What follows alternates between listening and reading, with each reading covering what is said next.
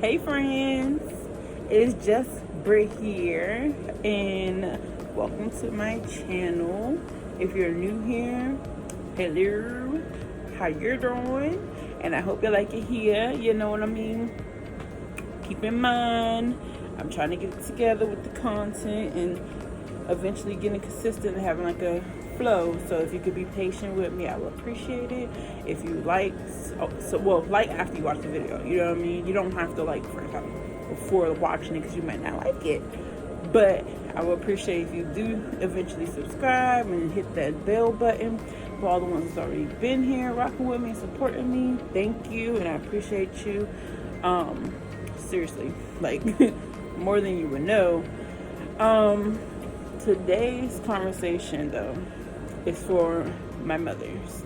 Well, fathers can experience this as well, but I'm speaking from my perspective because I can't relate to a male perspective.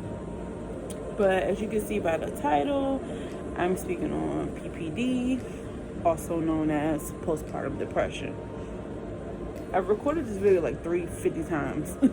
If that's the thing, like in the past, I kept trying, just couldn't get out what I was trying to say. So hopefully I get it out this time, and this is not 100 million time, like whatever, and this is not the 100 million time.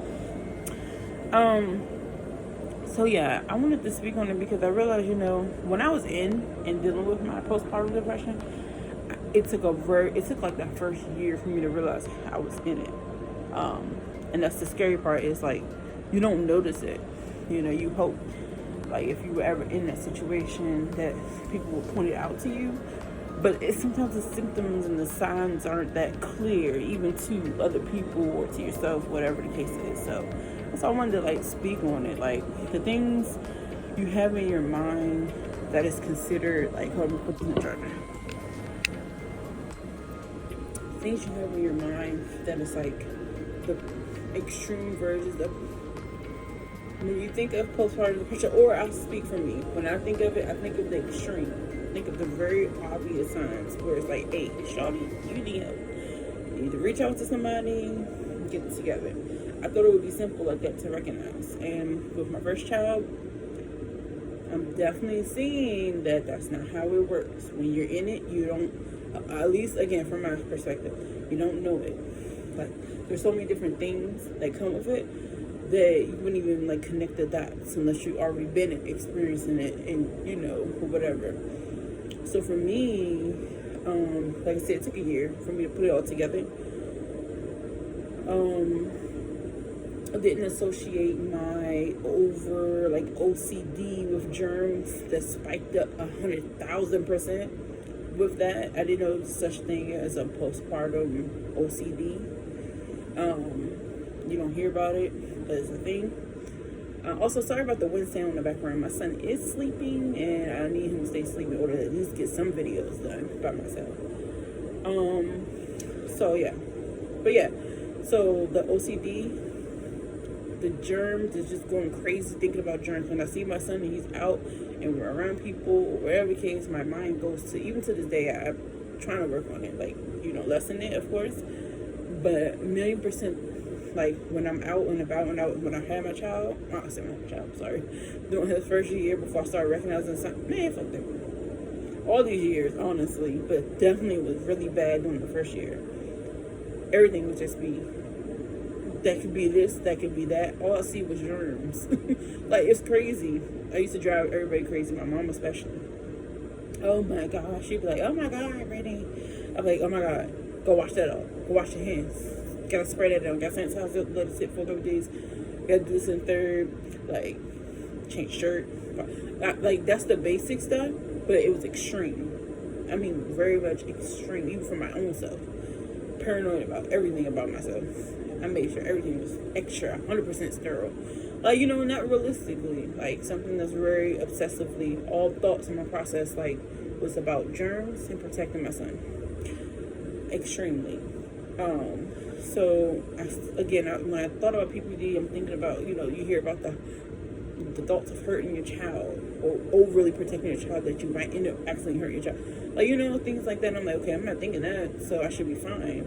The whole time, what I was going through was still bad, I used to cry a lot. Oh, let me go back to the germ thing. The germs thing, yeah, that's something that it can appear normal to an extent because, of course, it's a new baby, and most moms of newborns and stuff are very, paranoid of germs, put the cover on your chest, all that and there. So that's something that can pass them. Now, when the thoughts are taking over your everyday, all day thought process of everything, that's when that's a red flag. So the next thing for me was the crying. I cried a lot right after I gave birth. And it would just hit me so heavy. It was the deepest feeling emotionally when I cried. It felt so good to actually get it out and release it. But I would cry in the middle of telling a story. I'm crying. I'm boo-hoo crying, and it's going on months after I already gave birth. I'm thinking, okay, maybe it's exhausting. I didn't really sleep the first month or two. Not because my son wasn't sleeping, but because I was paranoid. Everything was going to hurt him. Everything was going to... everything. Just, it's horrible how deep, it was. I did not sleep. I didn't sleep in the hospital hardly, unless someone came, which wasn't that often. I had one friend that stayed with me for a little bit, but I barely passed out then. More so talking, but when I did pass out, got me a little bit of sleep, but for the most part, I was there by myself, so I was paranoid, I didn't want to take my baby. I was just I had to be really protective of him, type of stuff. So I was on alert, 1,000% alert. Yeah, what was I saying? What was I going with this?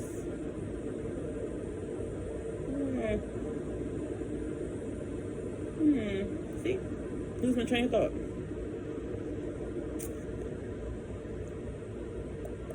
Or the crying.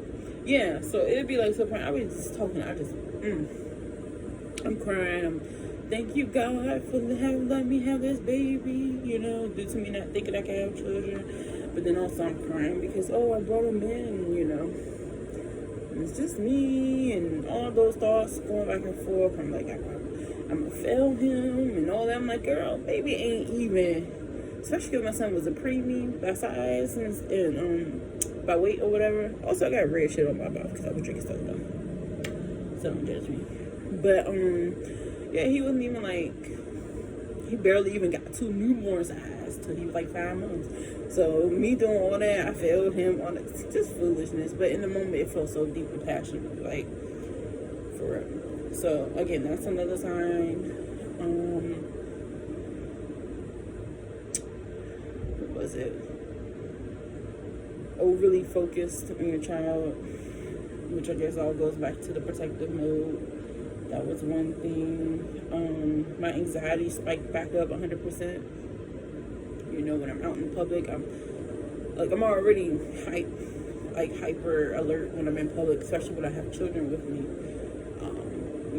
But it was just impossible almost to go grocery shopping, to do appointments or whatever.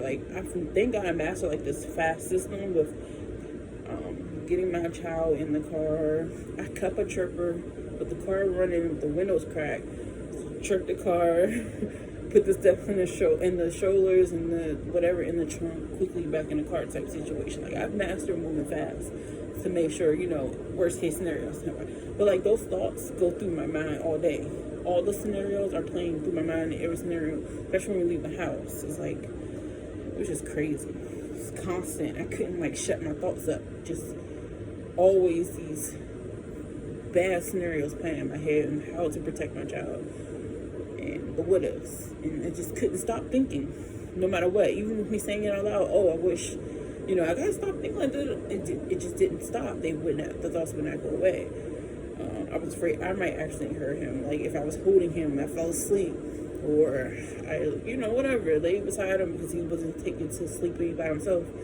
So that made me not sleep even more because I felt even if I have a thing beside me, the bed thing, I forget what it's called now in this moment. That's obviously can't roll over that, but in my mind I was too scared to sleep to do it. So that wasn't helpful. I guess the insomnia counts as one, which is the repeated thoughts in my mind. That's why I really couldn't sleep as well. The anger that I felt inside of me was horrible. The rage, just extreme. Like, I've never felt so enraged randomly.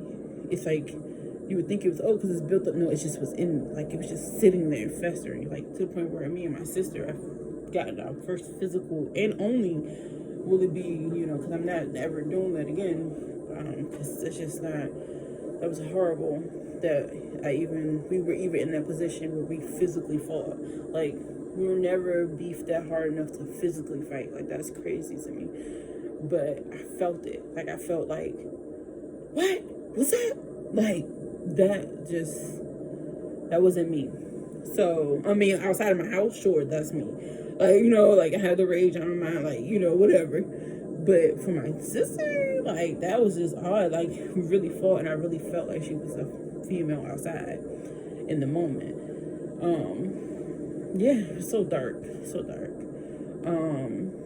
But again, like I said, it took a whole year for me to like start like talking and just telling people random stories and stuff like that. And I'd just be like, yeah, this happened. That happened to you? They'd be like, nah, that don't really sound healthy. And I'm like, dang. So then I start putting two and two together, and I'm like, wait a minute, let me go look up something. So then I looked up the symptoms of it, and I'm like, dang, I'm depressed. Shit. I didn't know I was dealing with that, because like I told you, in my mind, and what you hear are the basic signs, which, yeah, saying it out loud altogether, is there, but when you're in it, you're not thinking it. I'm really happy I had my child. I wasn't sitting around moping, anything like that. But I didn't realize, like, the anxiety and the fears and the paranoia and all that, like, that's all in combination. I didn't know what that would feel like. So, I don't know. I'm glad enough, like, it resolved, I guess, mostly on its own. And I didn't need medication by then, because, like I said, it took that time for me to realize it. Once I started, like, getting more clear-minded, I guess I should say. So I just wanted to make sure I share this kind of information, so like if there's any new mothers out there or pregnant women out there, and just so you can have an idea of like signs, so you can reach out and get help and say, because I was very vocal about my emotions. I would speak on it. I would actually just even talk about my paranoia to an extent, because then you feel like crazy. Now I'm like, dang, this is what crazy people feel like. Sorry, saying crazy people, but this is what people who think people are crazy sound like, like the thoughts. And that explains why a lot of times, like, people who have mental things going on, they tend to be quiet, because you're just afraid of saying all your thoughts out loud, because people are going to look at you. And now I feel like, dang, that's what I felt like when I just had my child. I'm analyzing every germ, everything that's out of my control. Like, it's bananas. And it's like I'll start rambling to people, and I'll be like, okay, maybe I gave them a little too much, so I'll, cut back. But I'm glad it was enough that it was like, oh, I got something in the washing machine. I'm not sure where I was just at just now. I got distracted. ADD, the mother brother. But basically, if this you and you're struggling with any of these thoughts, like, you can talk to me. You can hit me up on my Instagram or my Facebook, whatever. All my handles are the same, JUS Brit _ and you don't have to stop rambling. What the fuck is that? Rumbling. Nope, that's not the word. Rambling. Whatever it is, I feel a little slow right now. You don't have to like censor your thoughts process, with me, because I understand it. I understand how it's overwhelming, and it's good to get those thoughts out. It's good to say them out loud, so you can eventually catch yourself like, wait, that sounds a little bit extreme. Can't control everything. If you just need someone to talk to, whatever, while you're going through it, if you're a single mom or anything like that, I can relate and understand. So, yeah, I just want to make sure I had put that video out or whatever, put this video out or whatever, just to let it be known, like, you're not alone, and there's nothing wrong with, nothing wrong with you. It's just your hormones. It's not in your control, anything like that. So, I can relate to it, and You know, I know how it is. Sometimes, especially after you have a child, you probably isolated as well. Because that was another thing I had. I was isolated. I didn't have no physical people around me unless I went on my way to go take my little kid, my little baby, out the house. And that was just like a lot for me. So I'm here. I don't mind talking. I don't care. It doesn't matter what, you know, how late it is, whatever it is. Please reach out to me or reach out to somebody you know, love, or, you know, whatever. Like, just definitely seek help. Yeah. So anyway, feel free, you know, to share if you feel comfortable enough in the comment section about your experience or the moment you realized you had PPD, or, you know, things that you did to cope with it, or whatever. Maybe it might be helpful for somebody watching who don't feel comfortable commenting on it, or just in general if you know someone, or whatever the case is. Leave it down below. Like this video and subscribe, and stay tuned for more content. I'm definitely gonna touch more on like mom life, mom struggles, pregnancy stuff as well over time. But yes, I'm out.